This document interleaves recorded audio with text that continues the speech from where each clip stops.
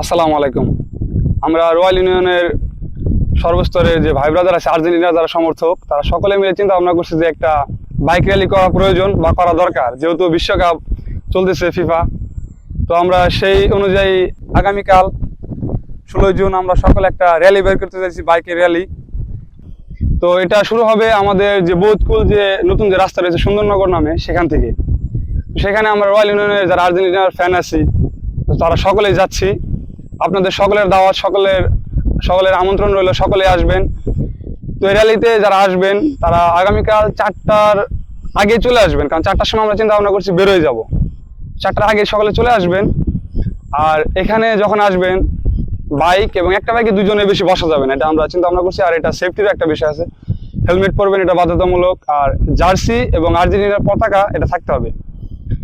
আর এখানে যদি কোনো ব্রাজিলের বা অন্যান্য যারা দলের সাপোর্ট আছেন, সে ভাই ব্রাদার আসতে চান তো আসবেন, সমস্যা নাই। যেহেতু আমরা সকলেই সবশেষ এক এলাকার, বা আমাদের সকলে আমরা ভাই ভাই বা আমরা এক এলাকার মানুষ, এখানে কোনো ভেদাভেদ করা যাবে না। তো আপনারা আসবেন, সমস্যা নেই। তো এটা আমার জানা মতে আমরা রয়্যাল ইউনিয়নে সর্বপ্রথম করতেছি, হয়তো এর পরেও হবে, কিন্তু সর্বপ্রথম আমরাই শুরু করলাম। আয়োজনে আপনারা সকলে আমাদের সাহায্য করবেন, সকলের সাহায্য সহযোগিতা কামনা করছি। এবং এখানে কোনো আছে না যে একটা দলকে আমরা ছোট করে দেখবো, এরকম কিছুই নাই। যে কে 7 আপ খাইলো, কোন দল রে কি দিল, এটা কোনো দেখার বিষয় না। গতকাল জার্মানি 60 পাক বলতেছে, এটা আমরা বলতেছি না। আপনার সকলের আমন্ত্রণ, সকলে আসবেন। আর্জেন্টিনা গতবারে বিশ্ব চ্যাম্পিয়ন, আমরা সেই দলের সাপোর্টার বা আমরা মেসি ফ্যান।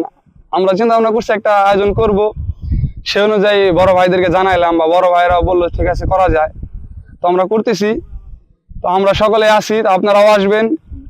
ঢাকা বিনোদনের ভাই আছে, ভাইয়ের নাম হচ্ছে আবু সাইদ ভাই, কালকে আমাদের সাথে থাকছে, ড্রোন ফ্লাই করবে।